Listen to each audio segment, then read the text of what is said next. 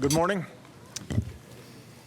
It is a pleasure to be here with our P5+1 partners, the European Union, and Director General Amano of the International Atomic Energy Agency.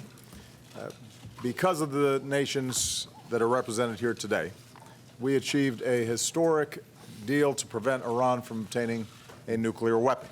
And today is an opportunity to review progress as that deal continues to be implemented. Our work together is a key part of the comprehensive agenda that I outlined in Prague 7 years ago, stopping the spread of nuclear weapons and seeking the long-term vision of a world without them. That included strengthening the global regime that prevents the spread of nuclear weapons, and one of the greatest tests of that regime was Iran's nuclear program. After nearly 2 years of intensive negotiations, backed by strong sanctions, the countries represented in this room achieved what decades of animosity and rhetoric did not: a long-term deal that closes off every possible path to building a nuclear weapon and subjects Iran to the most comprehensive nuclear inspections ever negotiated. And thanks to this deal, we have seen real progress. Already, Iran has dismantled 2/3 of its installed centrifuges. Iran has shipped 98% of its enriched uranium stockpile out of Iran.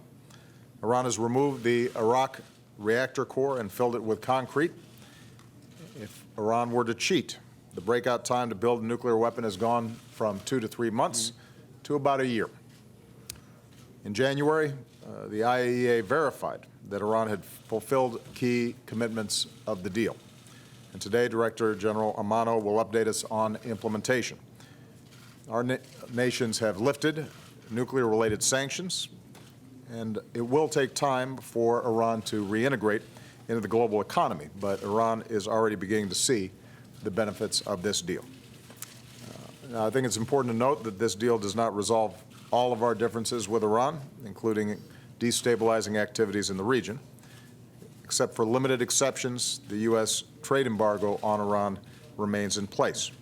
We also continue to vigorously enforce sanctions pertaining to Iran's support for terrorism, human rights abuses, and ballistic missile programs. That's U.S. policy. But what this group, that doesn't agree on all aspects of policy, does agree on is that this deal has achieved a substantial success and focused on the dangers of nuclear proliferation in an effective way. The road to this deal was not easy. It took commitment, diplomacy, hard work. It took the leaders and countries gathered around this table coming together and working out our own differences in approach. Full and continued implementation is going to take the same kind of cooperation and consultation, but I am extremely grateful to our partners in this effort. Even as we continue to face nuclear threats around the world, which is the topic of this summit, this deal does remind us that when the international community stands as one, we can advance our common security. So I want to thank all the leaders who are gathered here, the countries who are participating, Director General Amano. This is a success of diplomacy that hopefully we'll be able to copy in the future. Thank you very much, everybody.